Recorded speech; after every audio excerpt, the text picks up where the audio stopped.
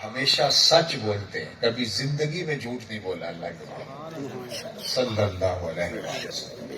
ہم اس آقا و مولا کے ماننے والے ہیں، ان سے محبت کا ربط و رشتہ رکھنے والے ہیں۔ مجھے اور آپ اپنے اندر اتر کے دیکھنا ہو، ہماری زندگی میں کہیں جھوٹ تو نہیں گھسایا۔ اگر ہماری زندگی کے کسی گوشے میں جھوٹ موجود ہے تو ہمیں اپنے آپ کا محاسبہ کرنا ہوگا، کیونکہ جتنے بھی ہمارے اعمال ہیں اگر ہمارے اندر سچائی نہیں ہے تو ہم کسی کام کے نہیں ہیں۔ اللہ کے محبوب علیہ السلام سے پوچھا گیا مومن کے بارے میں کہ مومن بزدل ہو سکتا ہے؟ فرمایا نہیں، مومن بہادر ہوتا ہے، لیکن ہو سکتا ہے کبھی وہ بزدلی بھی کر جائے، آخر بشر ہی تو ہے، لیکن عمومی طور پہ مومن بہادر ہوتا ہے۔ پھر پوچھا گیا مومن بخیل ہو سکتا ہے؟ فرمایا نہیں، سخی ہوتا ہے، لیکن ہو سکتا ہے کبھی بخل بھی کر جائے، کبھی کوئی کمزور لمحہ ایسا بھی اس کی زندگی میں آ جائے۔ بلکہ فرمایا جو اولاد ہے مبخلۃ و مجبنۃ، اولاد تھوڑا تھوڑا بخیل بھی بنا دیتی ہے اور تھوڑا تھوڑا بزدل بھی بنا دیتی ہے۔ جب اولاد نہیں ہوتی تو بندہ بڑا بہادر بھی ہوتا ہے اور سخی بھی ہوتا ہے، لیکن جو ہی اولاد ہو جاتی ہے تو پھر مشکل میں چھلانگ لگانے سے سوچتا ہے کہ میری اولاد میرا انتظار کر رہی ہے، میرے بچے کہیں یتیم نہ ہو جائیں، اور پھر وہ خرچ کرتے ہوئے سوچتا ہے کہ میرے بچے ان کی ضرورتیں ہیں۔ تو کہا اولاد مبخلۃ و مجبنۃ، تھوڑا تھوڑا بخیل بنا دیتی ہے اور تھوڑا تھوڑا بزدل بنا دیتی ہے، لیکن فطرتاً مومن جو ہوتا ہے وہ سخی ہوتا ہے، ہو سکتا ہے کبھی بخل کر لے۔ فطرتاً مومن بہادر ہو سکتا ہے، ہوتا ہے، لیکن ہو سکتا ہے کبھی وہ جو ہے وہ بزدلی بھی دکھا جائے۔ یہ دو سوال ہوئے۔ تیسرا سوال حضور سے پوچھا گیا مومن جھوٹا ہو سکتا ہے؟ آقا نے فرمایا جھوٹا نہیں ہو سکتا۔ یہ طے ہے، دو ٹوک بات ہے کہ مومن ہو جھوٹا ہو یہ نہیں ہو سکتا۔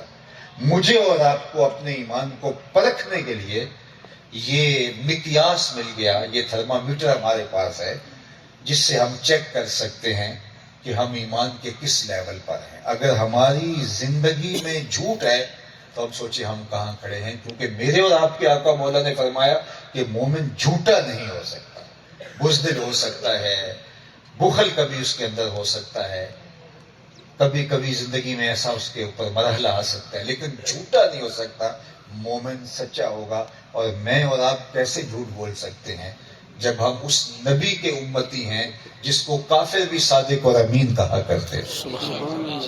آج ہمارا تاجر کہتا ہے جناب جھوٹ نہ بولیں تو سودا نہیں بکتا۔ میں نے کہا جاپان والے کیسے بیچ لیتے ہیں؟ پوری دنیا پہ بیچ رہے ہیں، لوگ آنکھیں بند کر کے ان سے خرید رہے ہیں، ان کے ہاں جھوٹ کا تصور بھی نہیں ہے، وہ سوچ بھی نہیں سکتے کہ جھوٹ بھی بولا جا سکتا ہے۔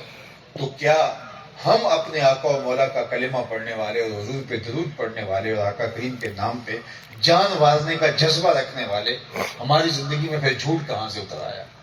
اللہ کے محبوب نے ایک دن صحابہ سے فرمایا الا انبئکم باکبر الکبائر، میں تمہیں بڑے بڑے گناہوں کی خبر نہ دے دوں؟ صحابہ نے کہا بلا، کیوں نہیں حضور ارشاد فرمائی؟ فرمایا الاشراک باللہ، سب سے بڑا گناہ اللہ کے ساتھ کسی کو شریک ٹھہرانا ہے، اس کی معافی بھی نہیں ہے، سب سے بڑا گناہ، الا یہ کہ توبہ کرے اور دین میں داخل ہو۔ دوسرا بڑا گناہ اللہ کے محبوب نے ارشاد فرمایا عقوق الوالدین، والدین کی نافرمانی۔ اور پھر یہ بات حضور نے ارشاد فرمائی اور حضور بیٹھے تھے ٹیک لگائے، فجلس وکان متکئا، حضور پہلے ٹیک لگائے تھے پھر ٹیک چھوڑ دی، جب تیسری بات بیان کرنے لگے۔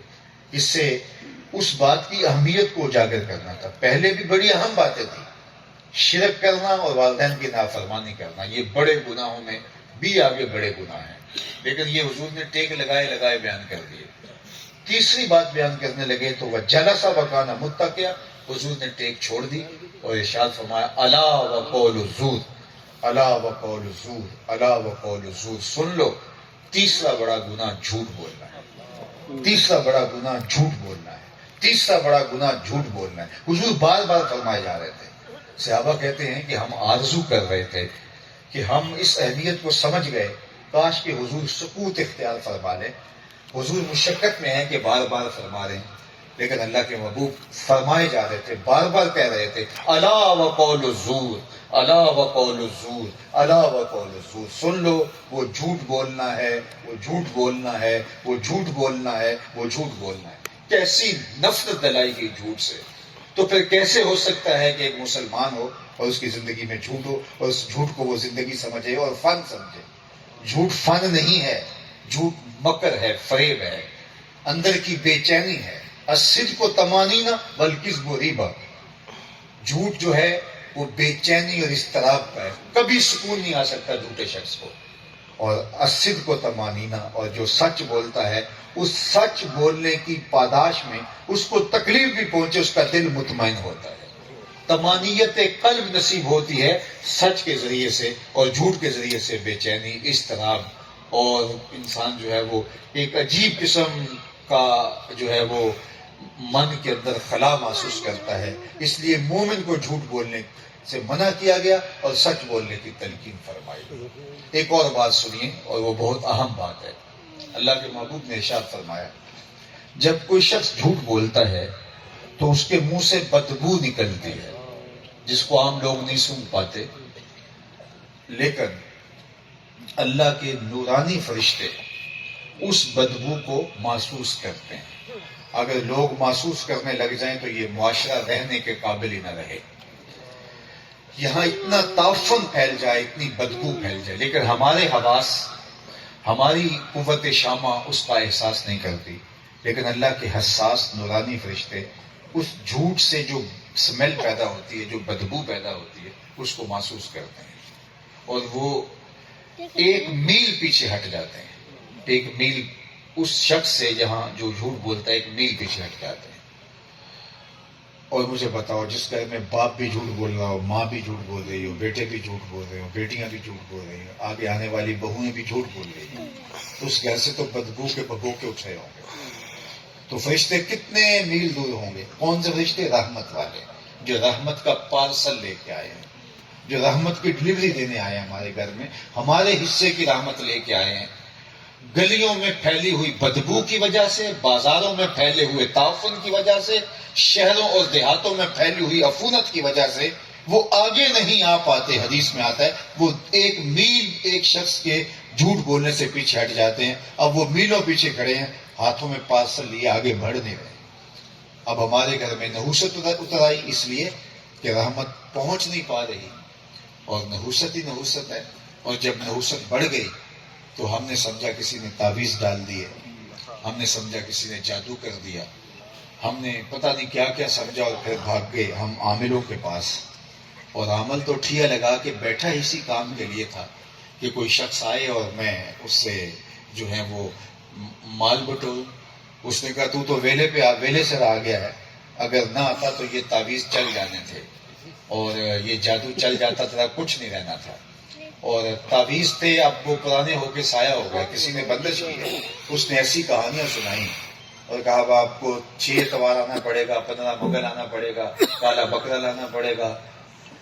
اصل رحمت کے فرشتے باہر کھڑے ہیں جو پارسل لے کے آنا تھا، جنہوں نے رحمت کا، ہماری جھوٹ کی وجہ سے وہ آگے آ نہیں پا رہے۔ ہمارے گھر میں نحوست اتری، اور اس نحوست سے مزید نحوست آئی۔ ہم ایک ایسے جاہل شخص کے پاس چلے گئے جس کو غسل کا طریقہ بھی نہیں آتا، اور ہم اس سے اپنی ضرورتوں کی تکمیل چاہتے ہیں، اور پھر اس کا ڈیرا آباد ہو گیا۔ اس نے ہر آنے والے کو کہا کہ 7 منگل 10 منگل 11 بدھ آؤ، اور اب وہ اس کا میلہ بھی لگ گیا، اور اس کا بھی جو ہے وہ جھمگٹا لگ گیا۔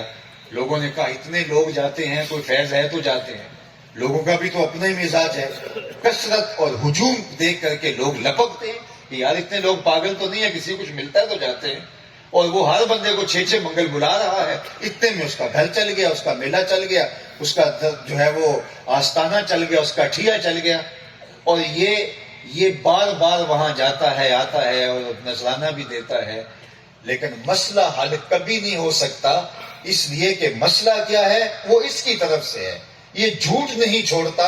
اب اس بابے کی نحوست بھی آ گئی، اس بدکار کی نحوست بھی آ گئی۔ میں سب عاملوں کو برا نہیں کہتا، سب بابوں کو برا نہیں کہتا، کوئی 1000 میں ایک اچھا عامل بھی ہوگا کہ جو لوگوں کو اللہ کے رسول کے بتائے ہوئے جو ہے وہ عملیات بتاتا ہو اور کہتا ہو کہ یہ حضور نے وظیفہ بتایا ہے، مشکل کے وقت تو تاکید کرتا ہو جھوٹ نہیں بولنا، تاکید کرتا ہو کہ نماز پنجگانہ کا اہتمام کرنا ہے، تاکید کرتا ہو کہ غیبت نہیں کرنی، تاکید کرتا ہو لقمہ حرام نہیں کمانا۔ کوئی ایسا 1000 میں ایک آدمی ایسا بھی ہوگا، لیکن 999 لوگوں کی میں بات کر رہا ہوں، وہ تو بے روزگار جو اور کسی جگہ چل نہیں سکے، یہ ایک آسان کام ہے، یہاں ٹھیا لگا کے بیٹھ گئے اور ذوف الاعتقادی کا مرض معاشرے میں پھیلا ہے اور لوگ دڑا دڑ بالخصوص خواتین آنے لگیں، اور پھر آئے روز ہم اخبارات میں پڑھتے ہیں کہ کوئی خاتون عزت بھی لٹا بیٹھتی ہے، تو معاذ اللہ استغفر اللہ۔ اس کا آغاز کہاں سے ہوا؟ جھوٹ سے ہوا۔ جھوٹ جب ہمارے گھروں میں ہماری زبانوں سے پھوٹا، رحمت کے فرشتے باہر چلے گئے، شہروں کے باہر کھڑے ہیں، ہمارے حصے کا پارسل پہنچ نہیں رہا اور نحوست ہی نحوست گھر سے جو ہے وہ ظہور پذیر ہو رہی ہے۔ آئیے میں اور آپ آج کے اس اجتماع سیرت النبی اسوہ رسول صلی اللہ علیہ وآلہ وسلم کانفرنس میں نیت کریں کہ اپنی زندگی سچ کے نور سے مالا مال کریں۔ میں نہیں جانتا کہ اس شہر حجرہ شاہ مقیم کی آبادی کتنی ہے، لیکن میں جانتا ہوں کہ یہ ہزاروں لوگ جو یہاں تشریف فرما ہیں، یہ آبادی کا کوئی 2%، 3%، 4% حصہ ہوں گے۔ یہ سب لوگ یہاں نہیں پہنچ پائے، اور یہ مرد یا خواتین تو گھروں میں ہیں، اور یہ مرد بھی کوئی 2% یا 3% شہر کے لوگ ہوں گے۔ لیکن میں یہ دعویٰ کرتا ہوں کہ صرف اتنے لوگ جتنے میرے سامنے بیٹھے ہوئے ہیں، صرف اتنے لوگ یہ اگر عہد کر لیں، اور وہ عہد دل سے، وہ ایسا عہد نہیں جو 1 گھنٹے کے بعد توڑ دیا جائے، وہ عہد جس کو عہد کہا کرتے ہیں، اگر اتنے لوگ جو میرے سامنے بیٹھے ہیں یہ عہد کر لیں کہ آج کے بعد جھوٹ نہیں بولیں گے، کل سے دیکھنا آپ کا شہر بدلا بدلا دکھائی دے گا۔ لیکن اگر ہمارا جلسے کروانے کا مقصد اور جلسہ سننے کا مقصد تلذذ سمعی ہے، کانوں کی لذت حاصل کرنا ہے، تو پھر آپ جو مرضی سنتے رہیں اور جو مرضی بیان کرتے رہیں، اس کا کوئی فائدہ نہیں ہونے والا۔ عمل سے زندگی بنتی ہے جنت بھی جہنم بھی، یہ خاکی اپنی فطرت میں نہ نوری ہے نہ ناری ہے۔ مجھے اور آپ کو اپنی زندگی کے اندر عمل لانا ہوگا، اور شریعت اسلامیہ نے ہمیں جو زندگی دی، حضور نے جو ہمیں طریقہ دیا، حضور کا جو اسوہ اور سیرت ہے اور سنت ہے اور طریقہ حضور نے جو ہمیں عطا کیا، وہ مشکل نہیں ہے۔ ہمارے آقا نے ایک حکم بھی ایسا نہیں دیا جس پر عمل کرنا ہمارے لیے مشکل اور شاق ہو، ایک حکم بھی ایسا نہیں دیا، بلکہ ایک موقع آیا، حضور کا جی چاہا کہ میں لوگوں کو حکم دے دوں کہ وہ ہر نماز کے ساتھ جب وضو کرتے ہیں تو اس کے ساتھ مسواک کیا کریں، لیکن پھر حضور نے خود ہی سوچا یہ تو مشکل بن جائے گا، ان کے لیے مشقت ہو جائے گی، فرمایا لولا ان اشق علی امتی لامرتهم بالسواک عند کل صلاۃ، اگر میں امت پہ شاق اور مشکل نہ جانتا تو میرا دل تھا کہ میں ان کو ہر نماز کے ساتھ جو وضو کرتے ہیں اس کے لیے مسواک لازم قرار دیتا، لیکن یہ میری امت کے اوپر مشکل ہو جائے گا، اس لیے میں اس کا حکم نہیں دے رہا۔ تو شریعت نے ایک حکم بھی ایسا نہیں دیا جو ہمارے اوپر شاق ہے۔ ہاں ہمیں لگتا ہے کہ وضو مشکل ہے، ہمیں لگتا ہے 5 گانا نماز مشکل ہے، ہمیں لگتا ہے کہ سحری کے وقت، فجر کے وقت سردی میں جو ہے وہ اٹھنا مشکل ہے، ہمیں لگتا ہے جھوٹ چھوڑنا مشکل ہے، ہمیں لگتا ہے غیبت ترک کرنا مشکل ہے، ہمیں لگتا ہے کہ شریعت کے مطابق زندگی گزارنا مشکل ہے، وہ ہمیں لگتا ہے، لیکن عملاً مشکل نہیں ہے۔ وہ اس لیے کہ جب ہم عادی نہیں ہیں تو ہمیں مشکل لگتا ہے۔ میرے والد گرامی سے کسی نے کہا تھا کہ حضور میں صبح اٹھنا چاہتا ہوں، کیا کروں، جاگ نہیں آتی، تو آپ نے فرمایا اگر ارادہ ہو تو نیند نہیں آتی، تم کہتے ہو جاگ نہیں آتی، عزم پختہ ہو تو نیند نہیں آتی۔ بلکہ ایک اور بات کہی انہوں نے کہ صبح سبزی منڈی جانا ہو تو جاگ آ جاتی ہے، صبح کچہریوں میں تاریخ ہو تو جاگ آ جاتی ہے، نماز کے لیے جاگ نہیں آتی۔ اصل جب یہاں سے کمزوری آتی ہے تو پھر مشکل بن جاتا ہے۔ آج ویسے لوگ کہتے ہیں جی آج کل دین پہ چلنا بڑا مشکل ہے، کیا ہو گیا آج کل جی؟ آج کل دین پہ چلنا بڑا مشکل ہے۔ میں پوچھتا ہوں تمہارے لیے مشکل ہے جو مسجد میں آتے ہیں تو سردیوں میں گرم پانی دستیاب ہے، گرمیوں کے اندر ٹھنڈا پانی دستیاب ہے، مخملی قالین بچھے ہوئے ہیں، تھوڑے سے حالات خراب ہوئے تو باہر آ کے گارڈ کھڑا ہو گیا کہ تاکہ آپ کی حفاظت ہو جائے، اور آپ سواری پہ بیٹھ کے مسجد کے دروازے پہ اترتے ہیں اور مخملی قالینوں پر سلگتے ہوئے ہیٹروں میں، اور سردیوں کے گرمیوں کے اندر جو ہے وہ اے سی والے ماحول کے اندر نماز پڑھیں تو آپ کو لگتا ہے جی آج کل دین پہ چلنا بڑا مشکل ہے۔ یہ فیشن ہے ہمارا۔ میں کہا کرتا ہوں تمہارے لیے دین پہ چلنا مشکل ہے یا کربلا والے حسین کے لیے مشکل تھا؟ تمہارے لیے مشکل ہے دین پہ چلنا یا بلال حبشی کے لیے مشکل تھا، جن کی پشت پہ کوڑے مارے جاتے ہیں اور کہا جاتا ہے بلال رک جا، ٹھہر جا، اس دین کو ترک کر دے، لیکن بلال آگے سے مسکراتے ہیں اور آہد آہد پکارتے ہیں، اور بلال کے چہرے پہ مسکراہٹ آتی ہے۔ کسی نے گزرتے ہوئے روک کے کہا بلال عجیب بات ہے، وہ تمہیں کوڑے مارتے ہیں اور تم آگے سے مسکراتے ہو۔ تو بلال حبشی کیا بولے، فرمانے لگے تم بازار جاؤ نا مٹی کا برتن خریدنے کے لیے، تو اس کو بھی ٹھونک بجا کے دیکھتے ہو کہ اس کی آواز تو ٹھیک ہے، کہیں کچا تو نہیں ہے۔ کہا تم مٹی کا برتن بھی خریدو تو ٹھونک بجا کے دیکھتے ہو، کہیں کچا تو نہیں۔ کہا میرا مالک بلال کو خرید رہا ہے، دیکھ رہا ہے بلال کہیں کچا تو نہیں۔ میں کہتا ہوں مالک کھال بھی ادڑ جائے گی، حق حق کی آواز ختم نہیں ہو۔